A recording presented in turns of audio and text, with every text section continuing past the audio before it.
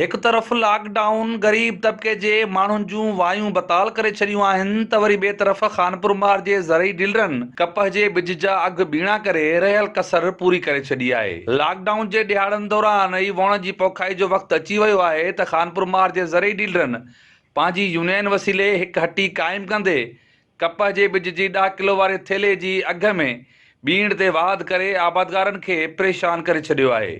मुख़्तलिफ़ कंपनियुनि पारां मुहैया कयल बिज जी invoice list Sindh TV news हासिल कई त असुल खोट खानपुर मार जे डीलरनि में ई नज़र आई, छाकाणि त हथ कयल इनवाइस लिस्ट में 2100 वारो बिज 4000 रुपयनि में विकिरो कयो पियो वञे, पर हितां जी इंतज़ामिया तोड़े एग्रीकल्चर जा ऑफिसर किथे बि नज़र नथा अचनि। इन सां साईं इलाही नुक़सानु थिए थो पियो। बिज रेट साॻिया आहिनि, इहे ज़ुल्म सां कयो वञे थो पियो, हथ सां जेको हथ ठोकी करे मिली भगत करे कटो फी कटो जेको 10 किलो जो आहे 4000 में माना जेको आहे विकिरो कयो वञे पियो ऐं उन्हनि जी का गारंटी वारंटी बि न आहे। पहिरियों त हिते जेके डीलर आहिनि हिते खानपुर महर जा यूनियन वारा उन्हनि पाण में ॿधी करे जेको 2000 वारो बिज आहे उहो 5000 में ॾिनि था, जेकी 1500 वारी दवा आहे उहा 3000 में ॾिनि था पिया।